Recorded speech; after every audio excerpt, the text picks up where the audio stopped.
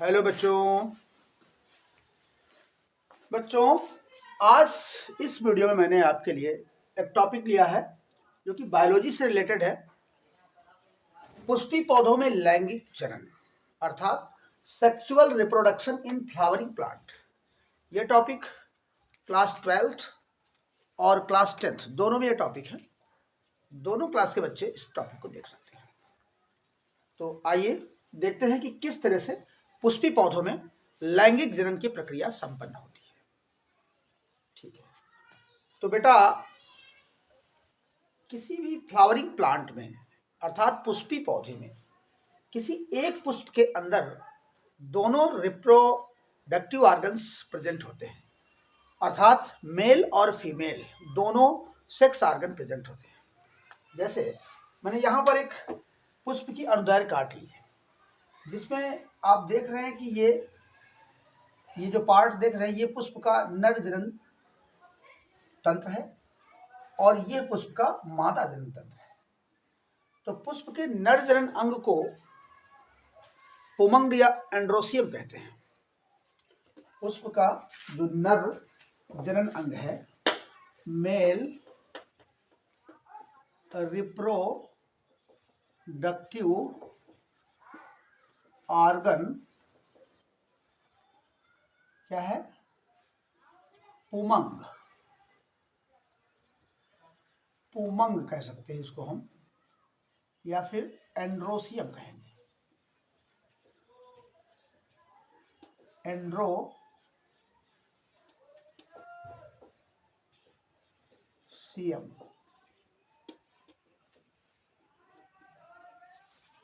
और पुष्प के मादा जनन अंग को फीमेल रिप्रोडक्टिव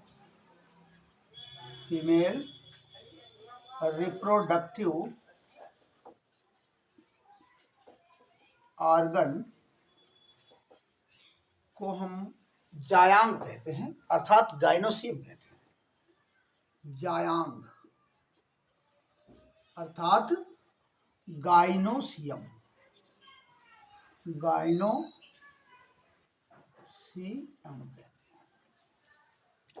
तो ये पुष्प का एंड्रोसियम पार्ट है और ये पुष्प का गाइनोसियम पार्ट है।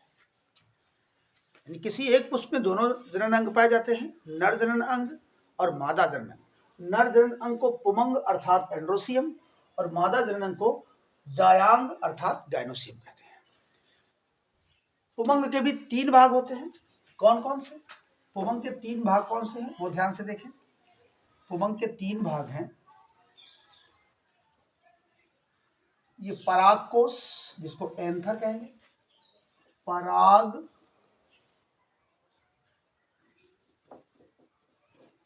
यहां पे लिखते हैं इसको, इस तरह लिखेंगे। ये पराग कोश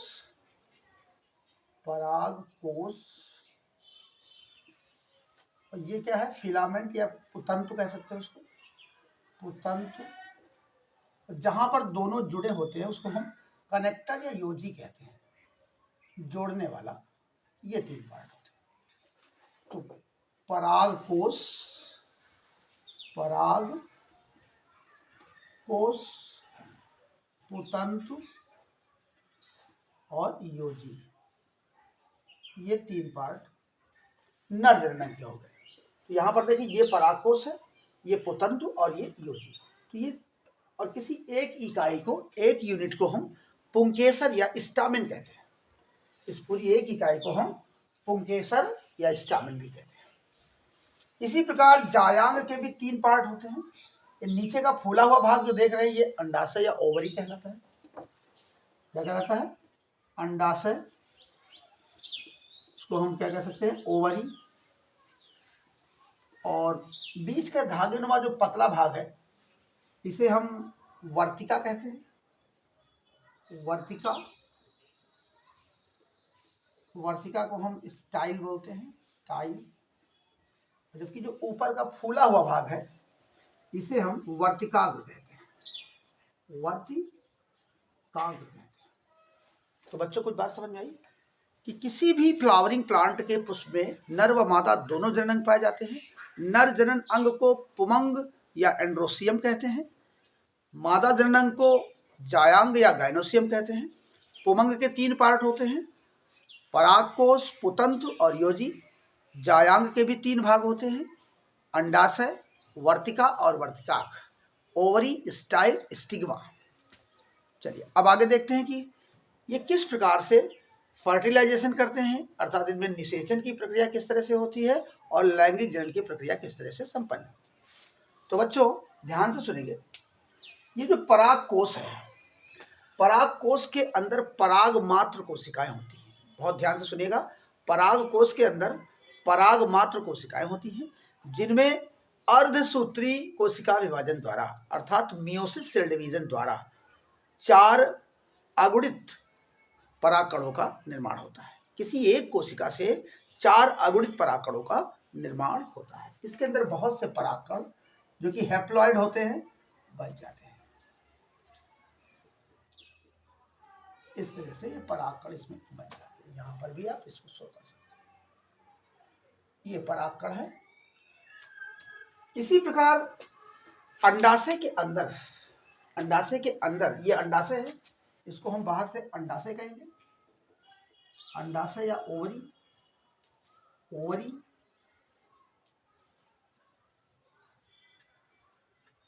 ओवरी, और ओवरी के अंदर ये बीजांड है, बीजांड कहते हैं इसको। बीजांड को हम ओयूल कहते हैं। और इसके अंदर का ये जो पार्ट आपको दिख रहा है, ये पार्ट ये कहलाता है भ्रूण कोश, एम्ब्रियो सैक, भ्रूण कोश कहलाता है, भ्रूण कोश, या इसे हम एम्ब्रियो सैक कहेंगे। इसके अंदर की कंडीशन ये है कि यहाँ पर जो सेंटर पे आप देख रहे हैं, ये द्वितीयक केंद्र कहलाता है या सेकेंडरी न्यूक्लियस कहलाता है। द्वितीयक केंद्र कहलाता है।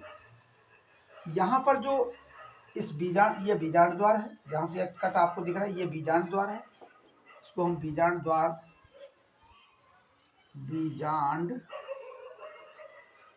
कहते हैं। और बीजांड द्वार के सिरे पर जो कोशिकाएं उपस्थित है, उनमें से बीच वाली कोशिका को हम अंड कोशिका कहते हैं, अंड कोशिका कहेंगे। और शेष दोनों कोशिकाओं को सहायक कोशिका कहते हैं, सहायक कोशिका कहते हैं। तो ये एग सेल है, कौन सा सेल है, ये एग सेल है, और ये हेल्पिंग सेल है। और जो इसका अपोजिट साइड है, जिसे हम चलाजा एंड कहते हैं, ये तीनों कोशिकाएं प्रतिमुख कोशिकाएं कहलाती हैं, प्रतिमुख कोशिकाएं कहलाती हैं, प्रतिमुख कोशिकाएं कहलाती हैं। इनको हम एंटीपेडल सेल बोलते हैं, एंटीपेडल सेल्स बोलते हैं। तो ये इसके अंदर की कंडीशन है। अब बच्चों ध्यान से सुनेंगे एक बार फिर से पूरी कंडीशन, फिर हम आपको बता रहे हैं कि किस तरह से फर्टिलाइजेशन होता है। पुष्पी पौधों के पुष्प में नर व मादा दोनों जनन अंग पाए जाते हैं। नर जनन अंग को पुमंग अर्थात एंड्रोसियम कहते हैं और मादा जनन अंग को जायांग अर्थात गाइनोसियम कहते हैं। पुमंग के 3 भाग होते हैं, एंथर, परागकोश क्या है, एंथर है, ये एंथर। पुतंतु को फिलामेंट कहेंगे, फिलामेंट। और ये कनेक्टर है, योजी, कनेक्टर, योजी। इसी प्रकार मादा जनन के 3 भाग होते हैं। नीचे का फूला हुआ भाग अंडाशय कहलाता है, बीच का धागेनुमा पतला भाग वर्तिका कहलाता है और ऊपर का फूला हुआ भाग वर्तिकाग्र या स्टिग्मा कहलाता है। अंडाशय के अंदर बीजांड होता है, बीजांड के अंदर भ्रूण कोश होता है, भ्रूण कोश के मध्य में द्वितीयक केंद्रक होता है जो कि द्विगुणित होता है, अर्थात 2n द्विगुणित होता है। और बीजांड द्वार की ओर 3 कोशिकाएं होती हैं, बीच वाली कोशिका अंड कोशिका होती है और शेष दोनों कोशिकाएं सहायक कोशिकाएं। और ये तीनों कोशिकाएं भी अगुणित होती हैं, अर्थात हैप्लॉइड होती हैं, n, एक्सेल भी n होती है। और इसके विपरीत सिरे पर जो कोशिका है, ये भी एंटीपेडल सेल है, ये भी अगुणित होती हैं, अर्थात नंबर ऑफ क्रोमोसोम n होते हैं, हाफ होते हैं। तो इस तरह से ये फ्लावरिंग प्लांट के जो पार्ट हैं उनका डिटेल मैंने किया। अब होता क्या है, कि पराग मात्र कोशिकाओं के द्वारा जब अर्धसूत्री विभाजन होता है और परागकण बनते हैं, तो फिर ये परागकण वायु के माध्यम से, जलीय पौधा है तो जल के माध्यम से, कुछ पौधों में कीट के माध्यम से ये वर्तिकाग्र तक पहुंच जाते हैं। यहाँ वर्तिकाग्र पे पहुंचते हैं इस तरीके से, और वर्तिकाग्र पर यह प्रक्रिया परागण कहलाती है। क्या कहलाती है? परागण, पॉलिनेशन कहते हैं इसको। यानी किसी पुष्प के परागकण वायु के माध्यम से, जल के माध्यम से, कीट के माध्यम से वर्तिकाग्र तक पहुंचते हैं। इस प्रक्रिया को हम पॉलिनेशन कहते हैं, परागण कहते हैं। वायु द्वारा यदि परागण होता है तो वायु परागण, कीट द्वारा होता है तो कीट परागण। तो ये परागण के टाइप्स हो जाएंगे, माध्यम है, परागण की विधियां हैं। अब क्या होता है कि ये जो परागकण जब यहाँ पहुँचता है तो ये इसकी सतह से, जो स्टिग्मा की सतह होती है, इससे ये सुक्रोज शर्करा का लिक्विड स्राव होता है और उसे वो अवशोषित करके फूल जाता है, फूल करके अंकुरित हो जाता है, और अंकुरित होने के बाद पराग नलिका का निर्माण करता है। ऐसी एक नलिका बनाता है, और इसी समय इसका जो केंद्रक होता है वो विभाजित होकर के दो छोटे छोटे केंद्रकों में बढ़ जाता है। बहुत ध्यान से सुनिएगा, ये मेन पॉइंट है कि जब परागकण वर्तिकाग्र पर पहुंच जाते हैं तो फिर वो शर्करा आदि रसों का अवशोषण करके फूल जाता है और पराग नलिका का निर्माण करता है। पराग नलिका, इसी समय इसका केंद्रक, जो उस परागकण का केंद्रक होता है, न्यूक्लियस होता है, वो डिवाइड हो जाता है, और डिवाइड होकर के दो न्यूक्लियस बनाता है, और दोनों न्यूक्लियस इस पराग नलिका के शीर्ष पर स्थित हो जाते हैं, हेड पर स्थित हो जाते हैं। अब ये पराग नलिका अंडाशय की ओर बढ़ती है, इसके अंदर से होते हुए अंडाशय की ओर बढ़ती है। देखिए ये इस तरीके से बढ़ती है, और प्रायः ज़्यादातर चांसेज ये रहते हैं कि ये बीजांड द्वार से अंडाशय के अंदर प्रवेश करती है। ये पहुंच गई, बात समझे कुछ? यानी जब परागकण वर्तिकाग्र में पहुंचते हैं तो शर्करा आदि रसों का अवशोषण करके ये फूल जाते हैं और अंकुरित होकर के पराग नलिका बनाते हैं। इसी समय इसका केंद्रक डिवाइड होकर के दो छोटे केंद्रक बनाता है। दोनों केंद्रक पराग नलिका के शीर्ष पर स्थित हो जाते हैं, और इन्हें नर युग्मक कहते हैं, मेल गैमीट कहते हैं। अब ये पराग नलिका वर्तिका के अंदर से होते हुए बीजांड द्वार से भ्रूण कोश में प्रवेश करती है। भ्रूण कोश में पहुंचने के बाद पराग नलिका का शीर्ष फट जाता है, ये फट जाता है, ऐसे फट जाएगा। दोनों नर युग्मक भ्रूण कोश में मुक्त हो जाते हैं, दोनों नर युग्मक भ्रूण कोश में मुक्त हो जाते हैं। इनमें से एक नर युग्मक अंड कोशिका से संयोग करता है। एक नर युग्मक, यहाँ पर देखें, यहाँ पर एक नर युग्मक अंड कोशिका से संयोग करता है, अंड कोशिका से संयोग करता है और बनाता है जाइगोट। क्या बनाता है? जाइगोट बनाता है, और जाइगोट डेवलप होकर के भ्रूण बन जाता है, एम्ब्रियो। जाइगोट डेवलप होकर के भ्रूण बन जाता है। तो यहाँ पर नर युग्मक के पास अगुणित आधे गुणसूत्र, अंड कोशिका के पास आधे गुणसूत्र, और जब जाइगोट बनता है तो 2n फिर से हो जाता है, भ्रूण में भी 2n होते हैं। इस तरह से यह भ्रूण का निर्माण कर लेता है। अब जो दूसरा केंद्रक है, नर युग्मक है, वो द्वितीय केंद्रक से संयोग करता है। दूसरा नर युग्मक द्वितीय केंद्रक से संयोग करता है और भ्रूण पोष का निर्माण करता है। दूसरा केंद्रक, दूसरा नर युग्मक, कहिए नर युग्मक द्वितीय केंद्रक से संयोग करता है, द्वितीयक केंद्रक से संयोग करके और बनाता है भ्रूण पोष। क्या बनाता है? भ्रूण पोष, अर्थात एंडोस्पर्म बनाता है। भ्रूण पोष त्रिगुणित होता है, ट्रिप्लॉइड होता है। क्यों? क्योंकि नर युग्मक हैप्लॉइड होता है और द्वितीय केंद्रक डिप्लॉइड होता है, और दोनों मिलकर के इसको कर देते हैं triploid, 3n। Number of chromosome 3n होंगे। तो इस प्रकार से ये त्रिगुणित भ्रूण पोष बन जाता है। यह प्रक्रिया त्रिक संलयन कहलाती है, या त्रिक समेकन भी कहलाती है, ट्रिपल फ्यूजन कह सकते हैं इसको। हाँ बच्चों, यहाँ पर देखिए कि निषेचन की प्रक्रिया 2 बार हो रही है। एक बार एक नर युग्मक ने अंडकोशिका से संयोग करके भ्रूण का निर्माण किया, और दूसरा नर युग्मक द्वितीय केंद्रक से संयोग करके त्रिगुणित भ्रूणपोष का निर्माण करता है। चूंकि यहाँ पर निषेचन की प्रक्रिया 2 बार होती है, अतः इसे हम दोहरा निषेचन भी कहते हैं, डबल फर्टिलाइजेशन कहते हैं, जिसकी खोज एस जी नवासिन ने की थी। दोहरे निषेचन की खोज किसने की थी? एस जी नवासिन ने की थी। अब क्या होता है, ये जो भ्रूणपोष है ये एक तरह की कोशिका बनती है जो पोषक कोशिका कहलाती है। इसमें बहुत से पोषक पदार्थ उपस्थित होते हैं।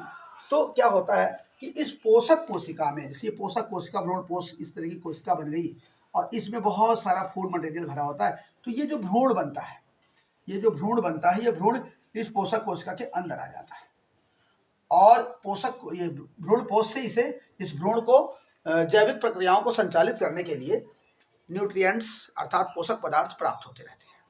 अब क्या होता है कि ये जो अंडाशय है, ओवरी, ये पूरा अंडाशय पककर फल बन जाता है।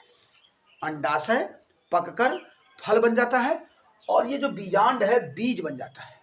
बीज के अंदर भ्रूणपोष में भ्रूण सुरक्षित रहता है। कोई बात समझ में आई बच्चों? कि जब निषेचन की प्रक्रिया कंप्लीट हो जाएगी, जाइगोट बनेगा, जाइगोट भ्रूण में डेवलप हो जाएगा और उधर एंडोस्पर्म बनता है भ्रूणपोष, तो भ्रूणपोष के अंदर भ्रूण सुरक्षित हो जाता है, ठीक।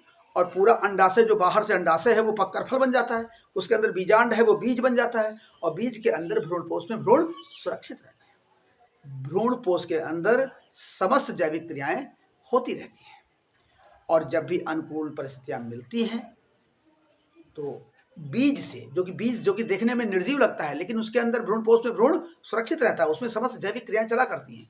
तो भ्रूण से जब बीज को अनुकूल परिस्थितियां मिलती हैं अर्थात उचित जल, वायु, प्रकाश आदि मिलती है, तो फिर भ्रूण से एक नए पौधे का जन्म होता है।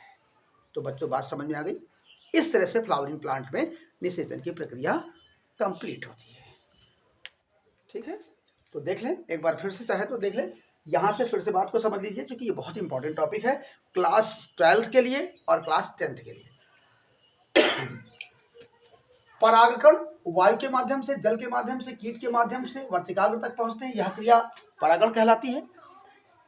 इसके बाद परागकण शर्करा आदि रसों का अवशोषण करके अंकुरित होकर पराग नलिका बनाता है। इसी समय इसका केंद्रक विभाजित होकर 2 छोटे केंद्रक बना लेता है जिन्हें नरयुग्मक कहेंगे।